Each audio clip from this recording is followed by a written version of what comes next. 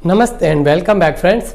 आज इस वीडियो में हम बिना टाइम वेस्ट किए सीधे बढ़ते हैं हमारे टॉपिक की ओर, क्योंकि मुझे ऐसा लगता है कि आज का यह वीडियो काफ़ी लंबा होने वाला है। फिर भी मेरी आपसे यह रिक्वेस्ट रहेगी कि वीडियो आप पूरा एंड तक देखिए, तभी आप इसके रिजल्ट या निष्कर्ष पर पहुंच पाएंगे। आज इस वीडियो में आपको बताऊंगा कि लॉकडाउन होने के बाद में सभी डॉक्टर्स इलाज क्यों नहीं कर पा रहे हैं, इसके साथ ही डेंटल क्लिनिक्स क्यों नहीं खुल पा रहे हैं और कब तक खुलने की संभावना है। आप इस वीडियो में सारे कारण जान जाएंगे। चलिए हम बिना देर किए आज कुछ नया जानते हैं।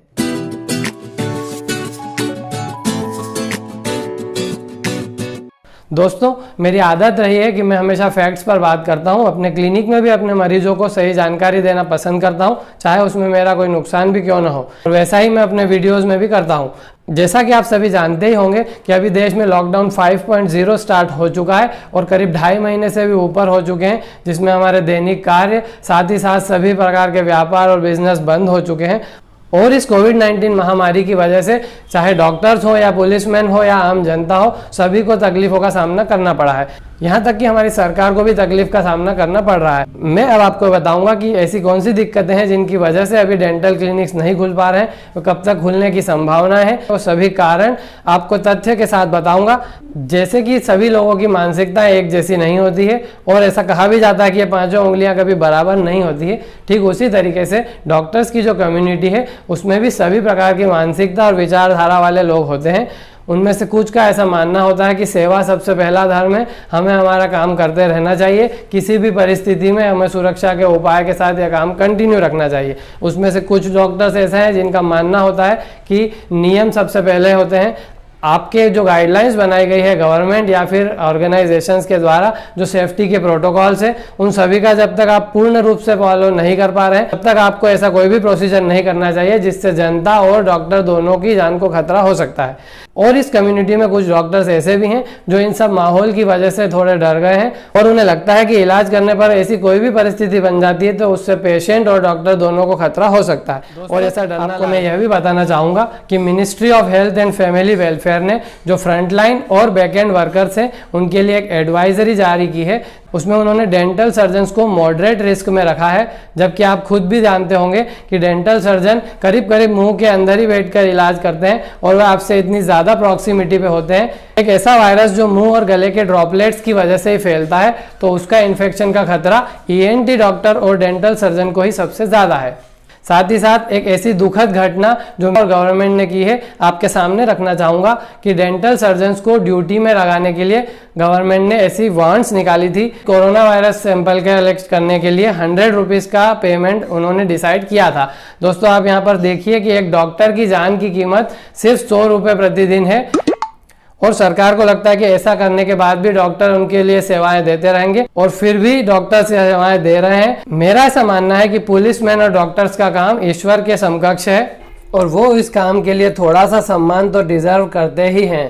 इसी कड़ी में हमने एक वीडियो बनाया था जिसमें आपको कोरोना वायरस के सभी प्रकार के बारे में जानकारी मिल जाएगी। ऊपर आई बटन पर क्लिक करके आप पहले वो वीडियो देखिए, उसके बाद ये देखने पर आपको बेहतर तरीके से समझ में आएगा।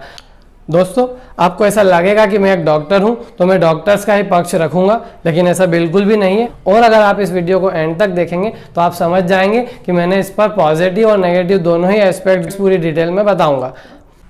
पेशेंट्स को ऐसा लगता है कि डॉक्टर सिर्फ अपने बचाव की वजह से घर में छुप कर बैठ गए हैं और इलाज नहीं कर रहे हैं, लेकिन ऐसा नहीं है।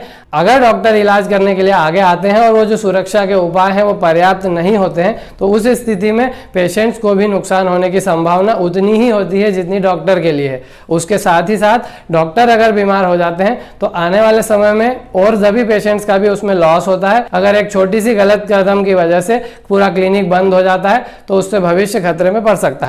फ्रेंड्स, अगर बात की जाए डेंटल क्लिनिक्स की, तो डेंटल काउंसिल ऑफ इंडिया और इंडियन डेंटल एसोसिएशन ये ऐसी बॉडीज हैं जो हमारी गाइडलाइंस और रूल्स निकालती हैं, और इन पिछले 60 से 70 दिनों के अंदर इनकी 2 से 3 गाइडलाइंस हमारे पास आ चुकी है। इसके अलावा कुछ ऐसे ग्रुप्स और कम्युनिटी भी होती है जो आप कह सकते हैं कि कुछ हायर लेवल के डॉक्टर्स हैं, तो वो अपने हिसाब से एक अलग गाइडलाइन जो अपनी स्टडीज और रिसर्च के अकॉर्डिंग पब्लिश करते हैं। इतने दिनों के अंदर हमारे पास इतनी सारी गाइडलाइंस का एक जत्था इकट्ठा हो गया है कि इसमें से किसी का कहना है कि पीपीई पहनना सही है, उससे प्रोटेक्शन होता है। कुछ ऐसा कहते हैं कि पीपीई के अंदर जो सिलाई वाला पॉइंट्स होते हैं उसमें से इन्फेक्शन अंदर जाने का खतरा बना रहता है। कहीं कहीं ये कहा जा रहा है कि सैनिटाइजर का यूज करने से वायरस खत्म हो जाता है, लेकिन फैक्ट्स ये भी कहते हैं कि अल्कोहल 85 से 90% तक के कंसेंट्रेशन पर भी बहुत से वायरसेस पर बिल्कुल भी इफेक्ट नहीं डालता है। और चूंकि कोरोना वायरस एक नया वायरस है तो इस पर किसी भी प्रकार की स्टडीज अल्कोहल से रिलेटेड अभी पब्लिश नहीं हुई है।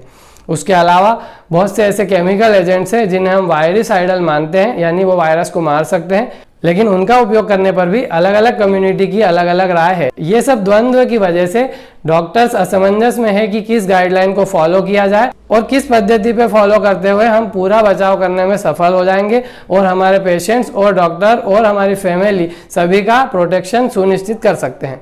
इसके अलावा दोस्तों, गवर्नमेंट का डॉक्टर्स के लिए बिल्कुल भी सपोर्ट नहीं है। मैं बात कर रहा हूँ यहाँ पर डेंटल क्लिनिक और ईएनटी डॉक्टर्स की भी, जो मुंह के अंदर ही इलाज करते हैं। ऐसी स्थिति में उनके ऊपर सबसे ज़्यादा रिस्क होती है, लेकिन गवर्नमेंट इसमें मदद करने के बजाय नई नई गाइडलाइंस और रूल्स थोपती जा रही है। प्रदूषण नियंत्रण बोर्ड वाले भी डॉक्टर्स को परेशान करते हैं। उसके साथ ही साथ पीपीई के डिस्पोजल के अलग अलग नॉर्म्स होते हैं, उनको भी फॉलो करना मुश्किल होता है। उनका कॉस्ट भी डॉक्टर्स के ऊपर काफ़ी ज़्यादा आता है। और यहाँ पर मीडिया सबसे गलत रोल प्ले कर रही है। मैं यहाँ पर क्लियरली कह देना चाहूँगा कि एक आइडियल मीडिया का यह दायित्व बनता है, लोगों को पॉजिटिव न्यूज़ देनी चाहिए ताकि उनका मनोबल बढ़ता रहे। लेकिन हमें कई जगह से ऐसी खबरें मिलती हैं कि जिस डॉक्टर ने डेंटल क्लिनिक ओपन करके इलाज जारी रखा, कलेक्टर ने आकर उनका क्लिनिक सील कर दिया और डॉक्टर अभी फरार है। यहाँ पर फरार जैसे शब्दों का डॉक्टर के लिए उपयोग करा जा रहा है। और कहीं से यह भी पता चलता है कि डॉक्टर ने क्लिनिक नहीं खोला है ताकि पेशेंट्स प्रोटेक्टेड रहें। उस स्थिति में भी लोगों ने कलेक्टर से उनकी कंप्लेन करी और उस पर कार्रवाई की मांग करने लगे। तो ये दोनों ही चीज़ें गलत है। मीडिया को सपोर्ट करना चाहिए और देश में बनी हुई स्थिति को दबाने की कोशिश करना चाहिए, ना कि छोटी सी चीज़ को भड़काकर बड़ी बनाने की कोशिश होनी चाहिए। ये जो बीमारी शुरू हुई थी, इसमें अलग अलग फेजेस थे।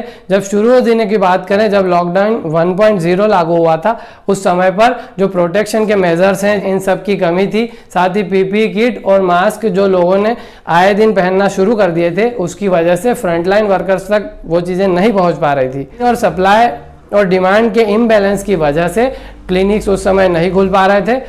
धीरे धीरे गवर्नमेंट ने जो लॉकडाउन किया, उतना समय उन्हें मिल गया ताकि वो अपने प्रोडक्शन के ऊपर ध्यान दे सके। अब प्रोडक्शन बढ़ चुका है और धीरे धीरे सप्लाई मिलने लगी है। तो ऐसे क्लिनिक्स जो मॉडरेट रिस्क में है, यानी डॉक्टर्स जो डायरेक्ट पेशेंट के कांटेक्ट में नहीं आते हैं, उनके पास अभी प्रोटेक्शन के मेजर्स जो बेसिक होते हैं वो अवेलेबल हैं। धीरे धीरे इस मंथ के एंड तक या फिर जुलाई से वो क्लिनिक्स खुलना शुरू हो जाएंगे। लेकिन डेंटल क्लिनिक्स और ईएनटी डॉक्टर्स जो नाक कान गला रोग के विशेषज्ञ होते हैं, वह मुंह और उससे जुड़े हुए ऑर्गन्स का ही इलाज करते हैं और वे पेशेंट के इतनी ज़्यादा नज़दीक होते हैं कि वह हाई रिस्क में होते हैं। और इसी वजह से जो प्रोटेक्शन के मेजर्स हैं वो भी बहुत ज़्यादा बढ़ जाते हैं। आपको लग रहा होगा कि मैं गाइडलाइंस का आड़ लेकर अपने डॉक्टर्स की कम्युनिटी का बचाव कर रहा हूँ। मैं आपके सामने एक ऐसा फैक्ट रखना चाहूँगा।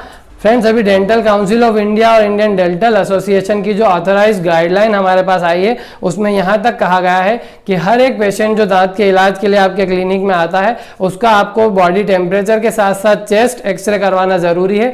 एक बार उनके चेस्ट एक्सरे की रिपोर्ट नॉर्मल आती है, उसके बाद ही आप दांतों का इलाज कर सकते हैं। यहाँ आप सोचिए कि एक चेस्ट एक्सरे की कॉस्ट 800 से 1200 रुपये तक आती है।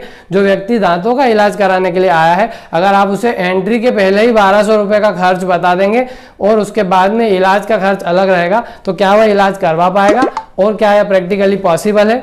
इसके साथ कि एक चेस्ट एक्सरे करने से रेडिएशन का एक्सपोजर बहुत ज़्यादा होता है, बहुत ज़रूरी होने पर इसे किया जाना चाहिए। मैं अपने क्लिनिक में एक डेंटल एक्सरे जो कि एक चेस्ट एक्सरे से 10 टाइम्स कम एक्सपोजर देता है, वो भी करने से पहले 2 बार सोचता हूँ। तो अगर हर मरीज का एक चेस्ट एक्सरे क्लिनिक में घुसते ही किया जाएगा तो उससे एक्सपोजर भी बढ़ेगा और साथ ही साथ खर्च भी पेशेंट का बढ़ जाएगा।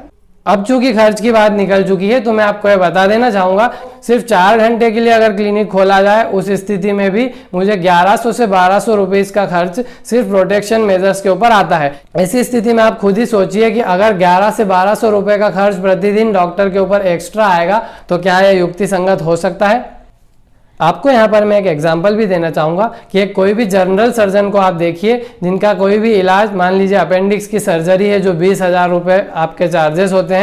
अब अगर वही सर्जन ये सभी प्रोटेक्शन मेजर्स यूज़ करते हैं तो उनका भी खर्च 1100-1200 या 1500 रुपीज़ तक बढ़ जाएगा। उसके अलावा हॉस्पिटल और ऑपरेशन रूम एरिया को क्लीन करने का जो खर्च है वो भी मिला दिया जाए तो करीब 2,000 रुपीज़ पर पेशेंट के लिए उनके बढ़ जाते हैं। अगर वो सर्जरी जो 20,000 रुपये की हो रही है उसके लिए वे 22 या 23,000 रुपये भी आपसे चार्ज करते हैं तो पेशेंट को भी उसे देने में कोई दिक्कत नहीं होगी, क्योंकि एक बड़े अमाउंट में थोड़ा सा ही इंक्रीज हुआ है। लेकिन यहाँ पर अगर हम डेंटल ट्रीटमेंट की बात करें तो कोई इलाज जो 1,000 रुपये का होता है उसके अंदर ये खर्च 2,000 रुपये का और बढ़ जाता है, तो वह इलाज टोटल कॉस्ट 3,000 रुपये तक बढ़ जाएगी, यानी सीधे 3 गुना हो जाती है।